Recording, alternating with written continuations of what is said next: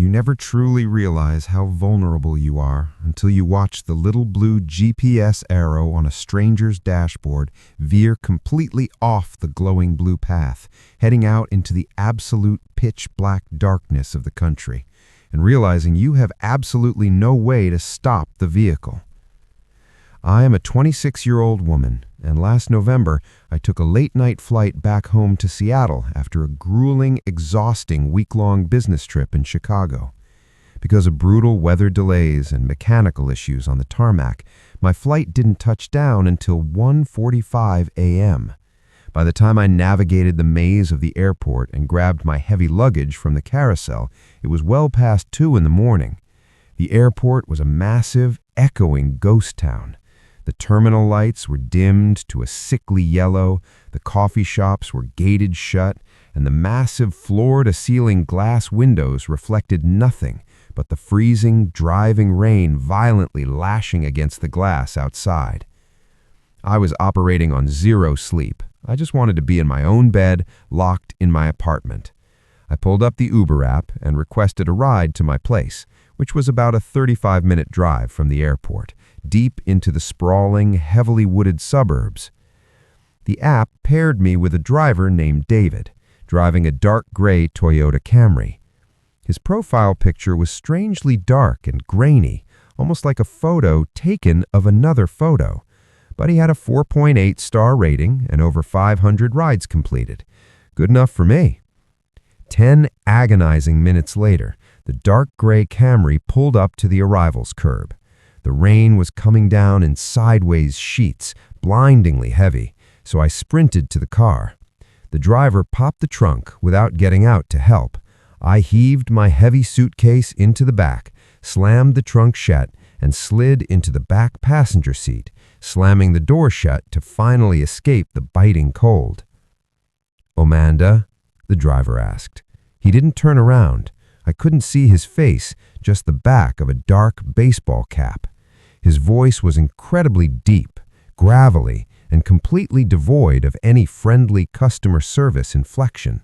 It sounded flat and dead.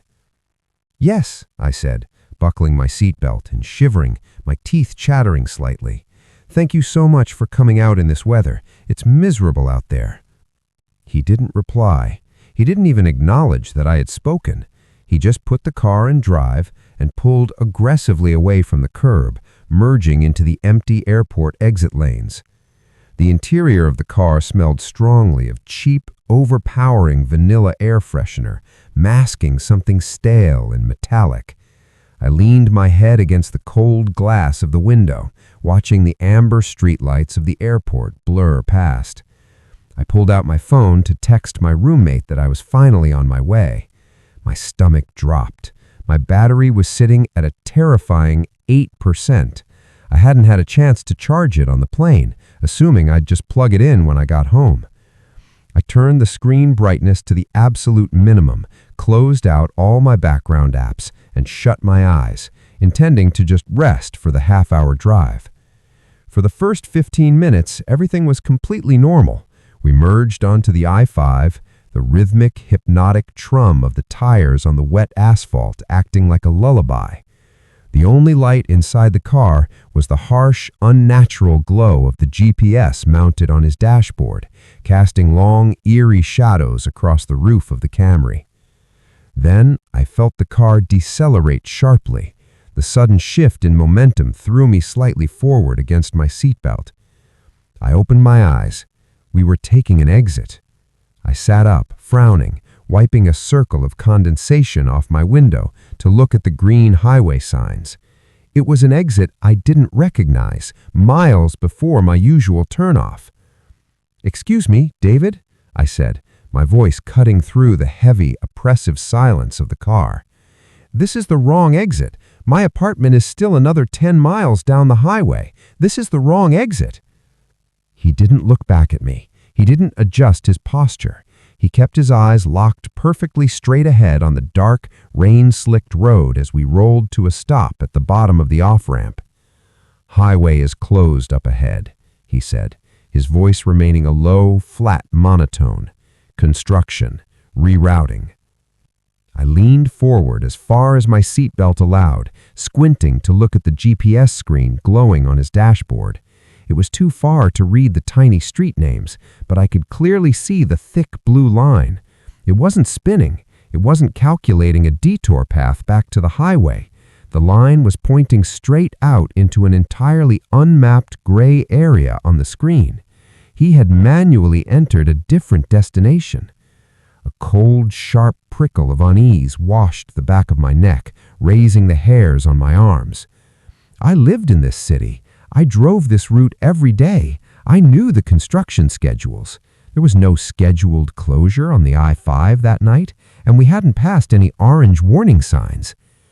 "Excuse me, I'd rather just stick to the highway," I said, trying to keep my voice polite but firm, masking the rising panic in my chest. "Even if there's traffic or a detour, I really don't mind waiting. Please get back on the on-ramp." He didn't answer. The light turned green. He just hit the gas, accelerating hard down a dark two-lane county road.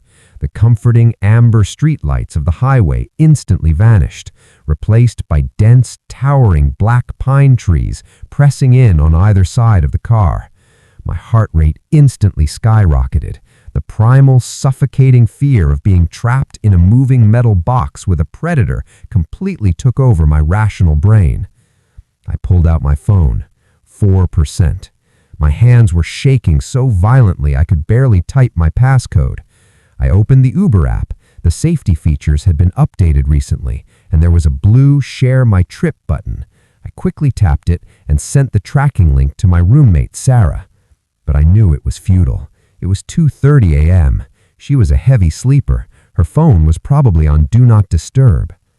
"David, please turn the car around," I said, my voice trembling uncontrollably now.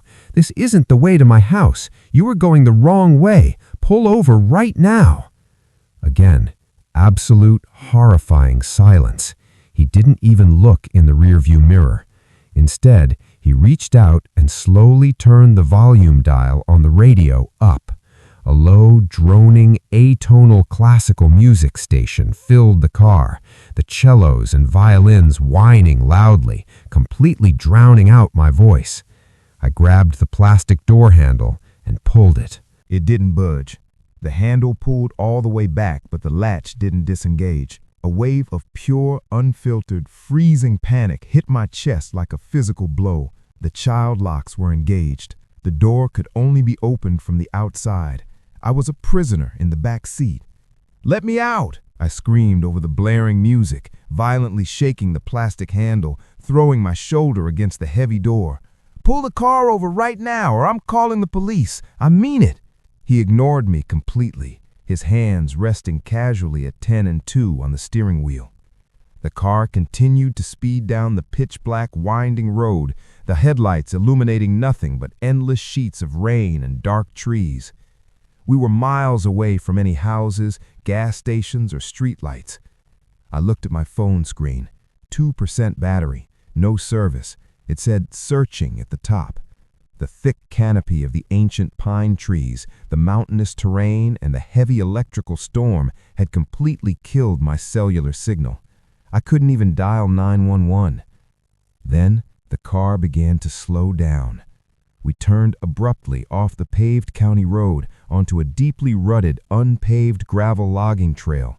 The car violently bumped and swayed, the undercarriage scraping against large rocks as we drove deeper into the absolute darkness of the woods. The headlights cut through the driving rain, illuminating nothing but thick mud, deep puddles, and impassable thorny brush. He drove for another half-mile, taking us so deep into the forest that the main road was completely gone. Finally, he put the car in park. He reached forward and turned the engine off. The headlights died instantly. We were plunged into absolute suffocating pitch-black darkness. The droning classical music cut out, leaving only the deafening sound of the rain hammering relentlessly against the thin metal roof of the car. I stopped breathing. I pushed myself back into the furthest, darkest corner of the back seat, clutching my heavy purse to my chest like a useless shield. I stared at the back of his headrest, waiting for him to turn around. I waited for him to speak. I waited for him to reach back and grab me. But he didn't. Instead, I heard the heavy mechanical click of his seatbelt unbuckling.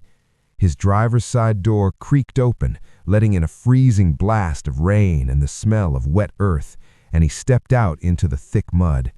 He slammed the heavy door shut behind him. I sat frozen, a scream trapped in my throat, listening. I heard his heavy, wet boots crunching slowly in the gravel, walking deliberately along the side of the car, heading toward the rear bumper. He was walking toward the trunk. My suitcase was in the trunk, but what else was back there? A shovel? Zip ties? A weapon? Why else would he drive me out into the middle of nowhere, lock me in the back, and go to the trunk first? I realized with terrifying crystal clarity that this was my only chance. If I waited in the back seat for him to open my door, I was dead. There was no one coming to save me. I had to get into the front seat. I threw my purse aside, launched myself over the center console, scraping my knees and shins painfully against the hard plastic, and scrambled frantically into the driver's seat. I looked at the steering column. The keys were gone. He had taken them with him, but the battery still had auxiliary power. I reached out and slammed my palm down on the master unlock button on the driver's side door panel. Clack! All 4 heavy locks disengaged simultaneously. Just as the locks clicked, my phone screen, resting where I had dropped it on the passenger seat, flared blindingly bright, displaying a critical low battery warning before dying completely. The sudden, bright square of light inside the pitch-black car must have caught his attention through the rain-streaked windows. I heard a furious, guttural, animalistic shout from behind the car. The heavy trunk slammed so violently it shook the entire vehicle. Heavy, frantic, splashing footsteps sprinted toward the driver's side door. I knew he would just smash the window with whatever he was holding or rip the door open before I could figure out a way to defend myself. I threw the driver's door open, using it as a battering ram, lunging out into the freezing rain just as his massive silhouette rounded the back bumper. He lunged for me, his thick, gloved fingers brushing the fabric of my winter coat, but the mud was slick. I slipped, dropping to my knees, scrambling under his outstretched arm, and pushed past him. I ran blindly into the pitch-black woods. I didn't have a flashlight. I couldn't see my own hands in front of my face. I didn't care. I tore through the thick, thorny underbrush, the sharp branches whipping and ripping at my face, tearing my clothes to shreds. I ran until my lungs burned with the freezing air, plunging ankle-deep, then knee-deep into freezing, stagnant, muddy puddles. I heard him crashing through the brush directly behind me, screaming horrific, violent obscenities, his heavy boots snapping large branches. Snap, crash, snap. He wasn't just chasing me, he was hunting me. I veered sharply to the left, cresting a small muddy ridge, and found a massive, overturned, rotting cedar tree. I threw myself into the deep, muddy hollow beneath its massive, tangled roots. I curled into a tight, agonizing fetal position, burying my face in the wet, freezing earth, completely holding my breath, closing my eyes tight. A minute later, I saw the blinding, sweeping beam of a heavy, high-lumen tactical flashlight pierce through the trees just 10 feet from my hiding spot. The bright beam cut through the freezing rain, illuminating the thick thorns and the muddy tracks I had just made. "I know you're out here," he roared, his voice echoing terrifyingly through the silent, oppressive forest. "You're gonna freeze to death." He stood there for what felt like an absolute eternity, the flashlight beam sweeping back and forth, passing inches over the rotting log I was hiding beneath. My heart was beating so violently against my ribs, I thought my teeth would shatter in my jaw. Finally, when the 10 agonizing, suffocating minutes of him pacing the ridge passed, he cursed loudly, turned, and stomped back toward the gravel road. I stayed completely frozen. I heard the engine of the Camry roar to life. The tires spun furiously in the deep mud, and the car sped away, the sound of the engine fading. until I was left entirely alone in the freezing, pitch-black woods. I stayed huddled under those rotting roots for 6 horrifying hours. I was severely hypothermic, my lips blue, shaking so violently I thought my teeth would shatter in my jaw. When the sun finally began to rise, turning the sky a pale, dismal, weeping gray, I slowly crawled out. I walked for 3 agonizing hours through the woods until I finally found a paved county road, eventually flagging down a passing logging truck. The police found my suitcase dumped in a drainage ditch a few miles away from the logging trail. The account the driver had used was entirely fake, meticulously created with a stolen credit card, a burner phone, and a stock photo. The car was reported stolen 2 days prior from a neighboring state. They never caught him. He is still out there driving the night shift, and I know that he didn't just snap. He meticulously planned that route, locked those doors, and drove me into the dark with absolute, terrifying, premeditated intent. I still have severe panic attacks when I see a dark gray sedan, and I will never, for as long as I live, get into the back seat of a stranger's car again. Being an Uber driver means you are constantly willingly inviting the absolute worst elements of the night shift directly into your intimate personal space. You are trapped in a glass box, seat-belted in, facing forward, while a complete stranger sits mere inches behind the back of your head, completely out of your peripheral vision. You have to blindly trust the social contract that they just want to ride home. But sometimes they don't want to ride at all. Sometimes you are just the getaway driver for a crime that hasn't happened yet, and they just want a hostage. I'm a 32-year-old guy, and I used to drive the graveyard shift in a major, economically depressed Rust Belt city. To make any decent money to pay my rent, you have to drive on the weekends between midnight and 4 a.m., playing chauffeur to drunk, rowdy college students, exhausted bartenders, and people you'd cross the street to avoid in broad daylight. It was 2:45 a.m. on a Saturday. The city was freezing, caught in the bitter, unforgiving grip of a brutal November cold snap. I was cruising through a relatively run-down, desolate industrial district near the river, surrounded by massive, dark, windowless warehouses, debating whether to cut my losses and call it a night when my app pinged loudly. It was an Uber Pool request, the cheaper, heavily discounted option where the app's algorithm can pair multiple passengers heading in the same general direction, forcing them into one car. I usually hated pool rides because they always led to awkward interactions and low ratings, but this was a 20-minute trip out to the far suburbs, which meant a decent, guaranteed fare. I accepted the ride. The passenger's name was listed simply as Marcus. I followed the GPS and pulled up to the pickup location. It was a completely dark, abandoned strip mall. The storefront windows were boarded up with plywood, and the parking lot was littered with broken glass. The only light was a single, flickering, buzzing amber street lamp. Standing directly beneath it, hands shoved deep into his pockets, was a man. He was wearing a heavy, oversized black hoodie, the hood pulled up low over his forehead, and a dark, surgical medical mask covering his mouth and nose. It wasn't flu season. All I could see were his eyes, which were darting around, staring intently at his phone screen. I unlocked the doors. He opened the rear passenger side door, slid in, and immediately slumped down in the seat. "Marcus?" I asked, looking at him in the rearview mirror, trying to make eye contact. He didn't speak. He didn't even look up. He just gave a single, slow, almost imperceptible nod, keeping his head down, staring at his glowing screen.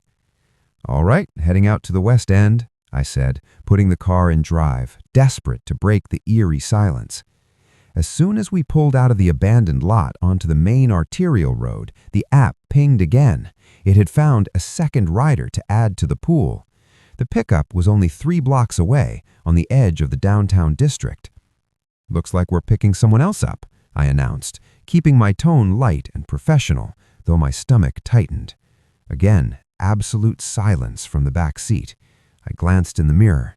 He wasn't looking out the window. He wasn't looking at his phone anymore. He was staring directly, unblinkingly at the back of my headrest. A cold, heavy wave of unease hit me. As a late-night driver, you develop a hyper-tuned sixth sense for the energy in your vehicle. You can feel when a ride shifts from a tired, quiet passenger to an active, unpredictable threat. The silence in the car wasn't peaceful. It was heavy, expectant, and oppressive. I pulled up to the second pickup location. It was a brightly lit, 24-hour greasy-spun diner. A young woman in her early 20s, wearing a thin jacket, holding her purse and shivering violently, hurried out the glass doors and opened the rear driver's side door. She got in, immediately bringing a wave of freezing cold air and the smell of stale coffee and French fries into the car. "Hi, oh my God, thank you for coming. It is freezing," she said cheerfully, rubbing her arms. She looked over at the man in the hoodie, sharing the seat with her. "Hey." He completely ignored her. He didn't even turn his head a fraction of an inch to acknowledge her existence. The woman looked at me in the rearview mirror, her friendly smile faltering instantly, her eyes going wide with clear, palpable discomfort. I gave her a small, tight, reassuring nod, put the car in gear, and headed for the highway on-ramp. For the first 10 minutes, the ride was agonizingly, suffocatingly silent. The only sound was the heater blowing. The woman was furiously texting on her phone, her thumbs flying across the screen, clearly anxious and venting to a friend about the silent, masked man sitting less than 2 feet away from her in the dark. I kept my eyes darting nervously at the rearview mirror. The man was holding his phone low in his lap, his screen dimmed. His thumbs were moving rapidly.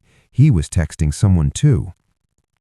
My GPS chimed, instructing me to take the next exit, heading toward the sprawling, unfinished subdivisions on the very edge of the city limits.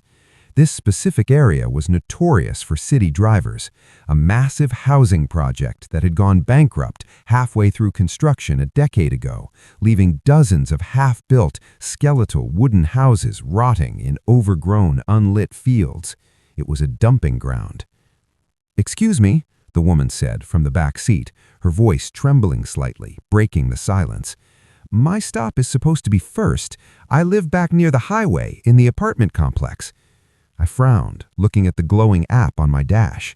She was right. Her destination was much closer, but the Uber GPS algorithm had aggressively rerouted in the last 2 minutes, completely bypassing her stop and making Marcus's drop-off deep in the abandoned subdivision the absolute priority.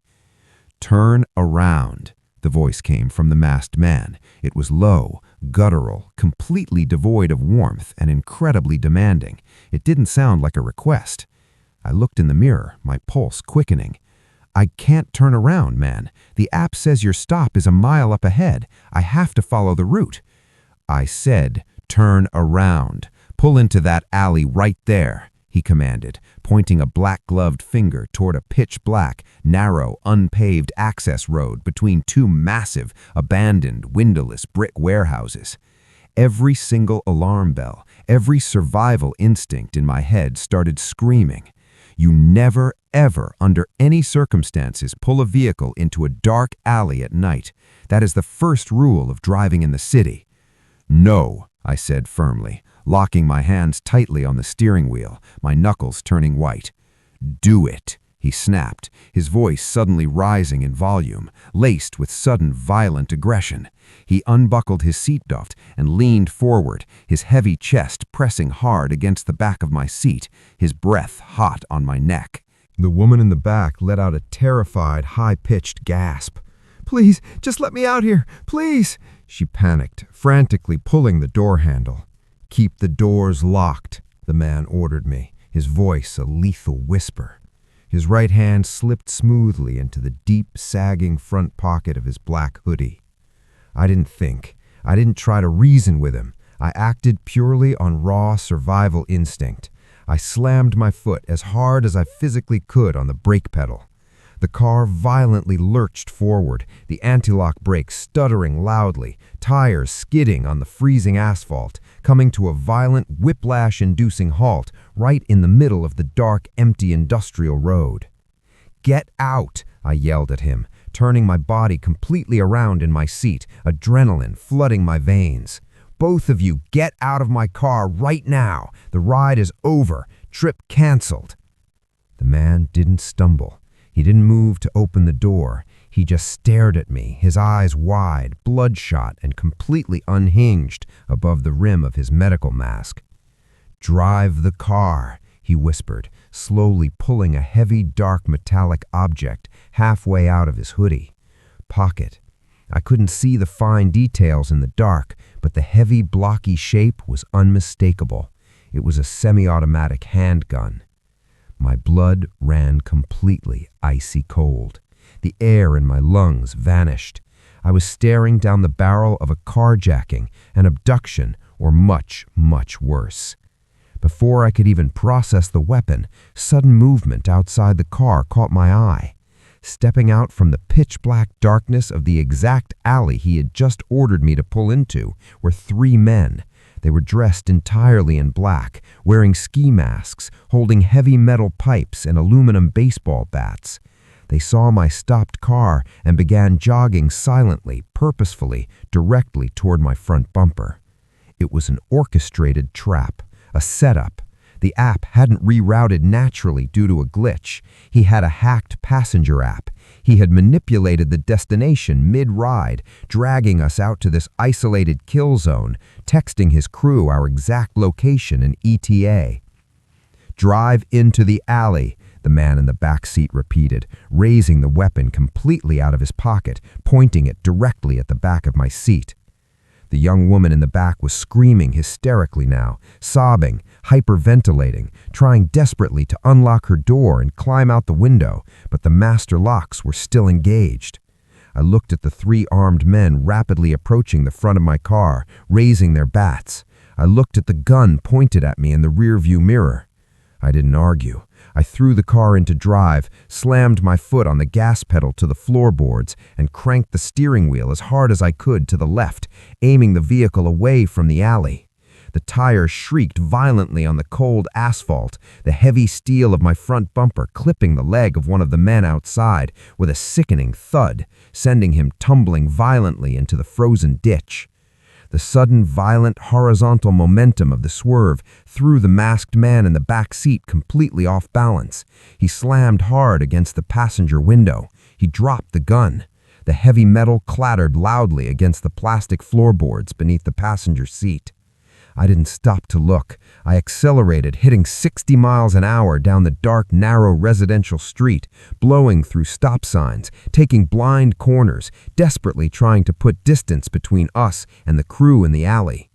The masked man scrambled furiously on the floorboards, cursing loudly, his hands sweeping in the dark, desperately searching for the weapon. "Help me!" I screamed at the woman in the back, my voice cracking. "Don't let him get the gun!" She didn't hesitate, pure, unadulterated fight-or-flight adrenaline taking over. She unbuckled her seatbelt, lunged across the back seat, and threw her entire body weight on him. She began violently clawing at the man's face, ripping his mask off, screaming at the top of her lungs like a cornered animal, pinning his arms down with her knees so he couldn't reach the floorboards. I kept one hand tightly gripped on the wheel, reaching my right arm back blindly over the center console, grabbing handfuls of his hoodie, trying to assist her by pulling him backward while swerving the car erratically from side to side to keep him constantly off balance. Through the windshield, I saw the glowing, brilliant neon lights of a 24-hour gas station approaching in the distance like a lighthouse in a storm. I slammed on the brakes again, skidding the car wildly into the brightly lit parking lot, practically hopping the curb and parking directly front of the glass doors of the convenience store. I hit the master unlock button on my door panel. "Get out!" I roared at him, my voice hoarse. The sudden blinding fluorescent light of the gas station canopy, the loud screech of the tires, and the presence of a shocked cashier looking out the glass window broke his resolve. The man realized he had lost the element of isolation. He didn't try to find the gun. He violently shoved the woman off him, kicked the door open, threw himself out of the car, and sprinted away as fast as he could into the dark, overgrown fields behind the station. The young woman collapsed back in the back seat, curling into a ball, sobbing uncontrollably, her hands covered in scratches. I ran into the station, jumped over the counter, and yelled for the terrified cashier to lock the heavy glass doors and immediately call the police. When the cops arrived 10 minutes later with sirens blaring, they searched my car. They found a loaded, stolen 9mm handgun resting on the floor mats under my front passenger seat. The detective taking my statement told me that the specific abandoned subdivision he tried to lure us into was notoriously known for brutal organized gang initiations, armed robberies, and organized carjackings where the victims were stripped of their clothes and left to freeze. If I had pulled into that alley or if I hadn't hit the brakes exactly when I did, neither me nor that poor woman would have ever been seen again. I deleted the driver app that night. I sold the car a week later because I couldn't look at the back seat without trembling. And to this day, whenever I am stopped at a red light in the dark, I obsessively check my rearview mirror, terrified of who might be standing in the shadows, just waiting for the doors to unlock. We are completely, dangerously conditioned by technology to ignore our own senses. When the bright screen on your app says a silver Honda Civic is exactly 3 minutes away, and a silver Honda Civic pulls up to the curb exactly 3 minutes later, your exhausted brain doesn't bother to check the license plate. It doesn't ask for the driver's name. You are freezing, your feet hurt, and you just want to get warm. You blindly assume the digital system works perfectly. And predators roaming the streets at night bank their entire twisted existence on that exact assumption. I was a 20-year-old college sophomore. It was mid-February, the dead of winter, around 2 a.m. I had been at a massive, chaotic, off-campus frat party located in a fairly rough, heavily industrialized neighborhood on the absolute outskirts of the college town, far away from the safety of the campus blue light emergency phones. I had lost my friends in the massive, sweaty crowd hours ago. The party was getting incredibly rowdy and aggressive, and I was exhausted, sober, and just wanted to go back to the safety of my dorm room. I walked out of the loud house, stood on the freezing, snow-covered front porch, surrounded by stumbling, drunk students, and pulled up Uber. I requested a ride back to my campus dorm. The app showed a silver Honda Civic, driven by someone named Alex, with a generic profile picture, was 4 minutes away. I shoved my bare hands deep into my thin jacket pockets, shivering violently in the bitter, howling wind. I pulled my phone out one last time to check the ETA on the map. 2 minutes away. As I watched the little car icon move on the screen, my phone violently, suddenly died. The extreme cold temperature had instantly sapped the remaining 5% of the battery. The screen went completely black. "Damn it," I muttered, frustrated. I walked down the icy driveway, standing alone on the dark curb, scanning the street under the dim glow of a broken streetlight. Less than a minute later, a pair of bright halogen headlights turned the corner. A silver Honda Civic slowly rolled down the residential street, crunching over the packed snow, and pulled up directly in front of me. I felt a massive wave of relief. The timing was absolutely perfect. I stepped off the curb, walked around to the back door, and pulled the handle. It was unlocked. I slid into the back seat, sinking into the upholstery, savoring the absolute heaven of the heater blasting warm air. "Hi, Alex," I said, shivering, rubbing my hands together, closing the heavy door behind me. The driver was a man in his late 20s, wearing a dark woolen beanie pulled low and a heavy, puffy winter coat. He looked back at me over his shoulder, his face partially obscured by the dark shadows of the unlit car interior. He offered a completely warm, disarming, friendly smile.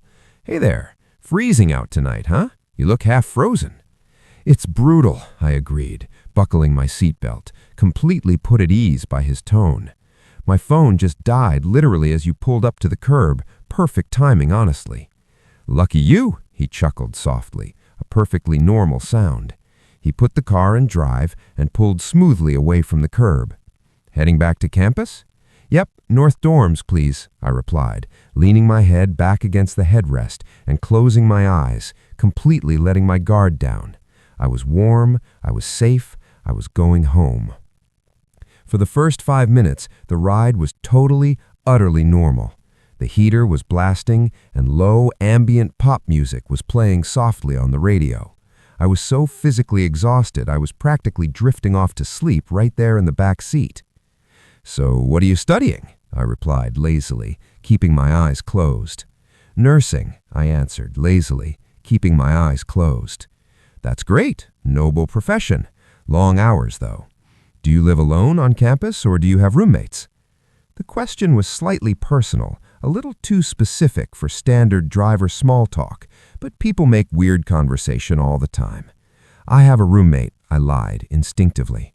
I actually had a single room this semester, but as a woman, you never ever tell a male stranger you live alone. "Smart," he said. The tone of his voice changed entirely. It was completely flat. The friendly, disarming customer service inflection was entirely gone, replaced by a cold, clinical deadness. I opened my eyes. I looked forward through the gap between the front seats at the dashboard.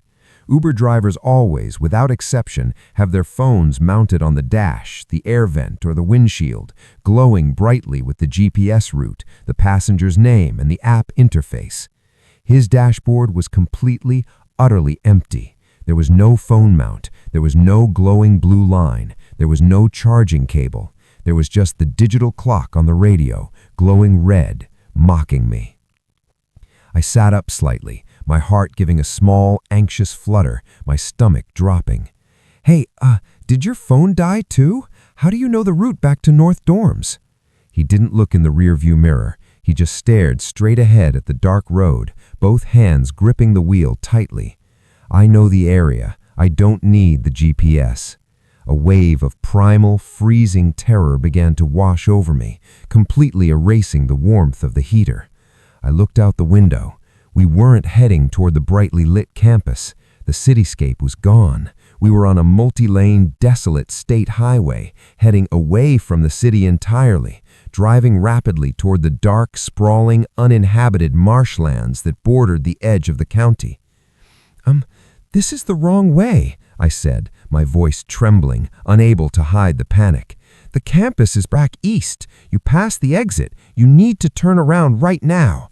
"Taking a shortcut," he replied, instantly. His voice was completely devoid of emotion, like a machine responding to a prompt.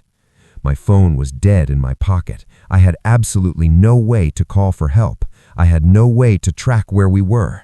Nobody knew I was in this specific car. "What is my name?" I asked, my voice barely a whisper. The question hung in the heavy, suffocating silence of the speeding car.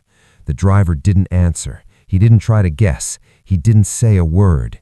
He just reached out to the driver's side door panel, locked all 4 doors with a heavy, mechanical, terrifying clack, and pressed his foot down hard on the accelerator. He wasn't an Uber driver. He was just a predator driving a silver Civic who saw a young, vulnerable woman standing alone on a dark curb looking at her phone and decided to pull over. He was hunting. He was banking his entire horrific plan on the fact that I was too cold and tired to check the license plate before getting in, and he was completely right. Absolute panic completely overwhelmed me. I grabbed the plastic door handle and violently, desperately yanked it. Child locks. It was completely useless. "Let me out!" I screamed at the top of my lungs, slamming my fists violently against the partition of his seat, kicking the back of his chair. He ignored me completely, his face an emotionless mask in the rearview mirror. The car pushed 80 miles an hour down the desolate highway.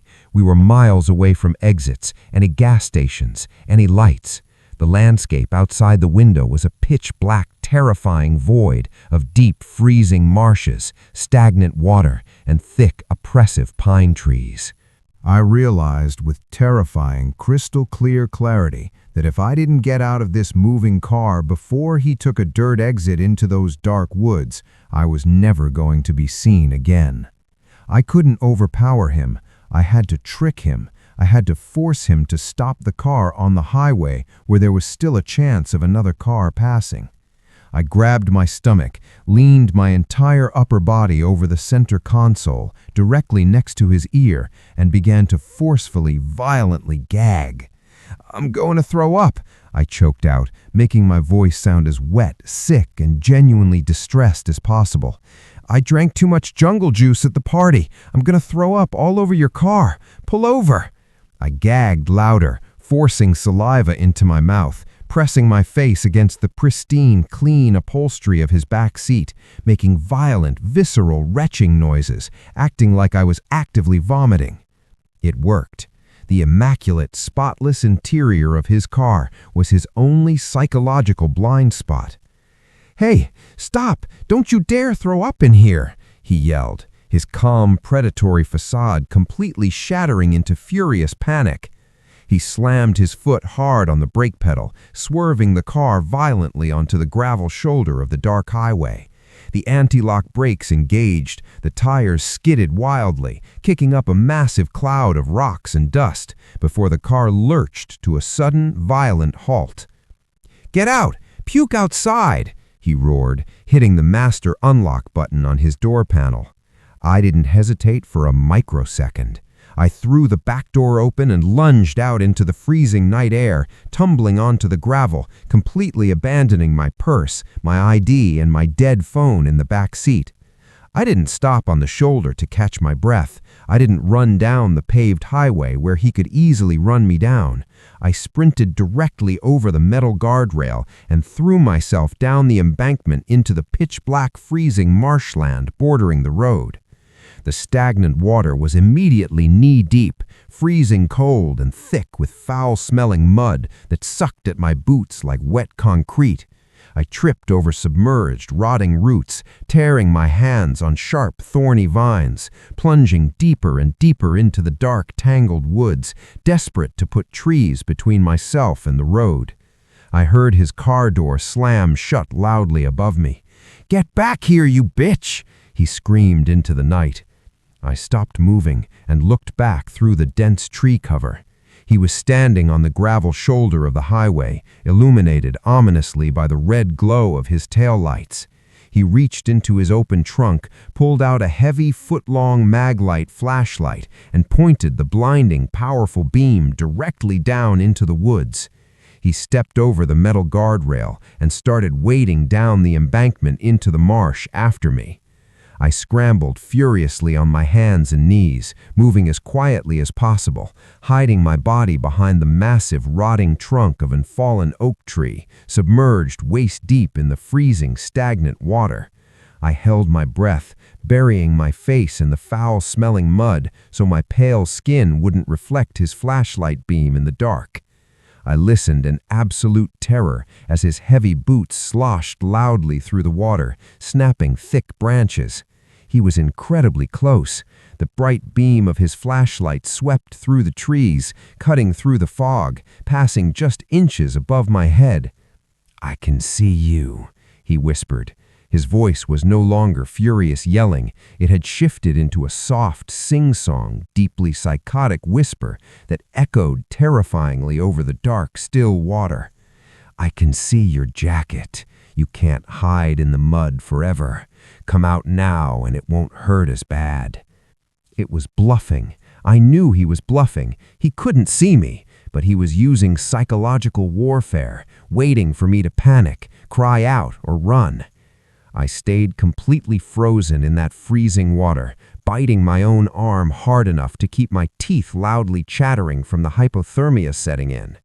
He searched the woods for almost 20 agonizing minutes, wading slowly through the darkness, whispering my name, shining the light into every shadow. Finally, a massive 18-wheeler roared down the highway above us, its high beams fully illuminating the shoulder and his parked car. The sudden, brilliant light must have spooked him, making him realize how exposed his car was. I heard him curse loudly, turn around, and wade frantically back to the guardrail. He scrambled up the muddy embankment to his car. The engine roared loudly, the doors slammed, and the tires squealed furiously on the asphalt as he sped away into the night. I stayed submerged in that swamp for another 2 hours, completely terrified it was a trick and he was waiting on the road. Finally, when the cold became unbearable, I crawled out of the mud back to the highway and walked for a mile until I flagged down a state trooper.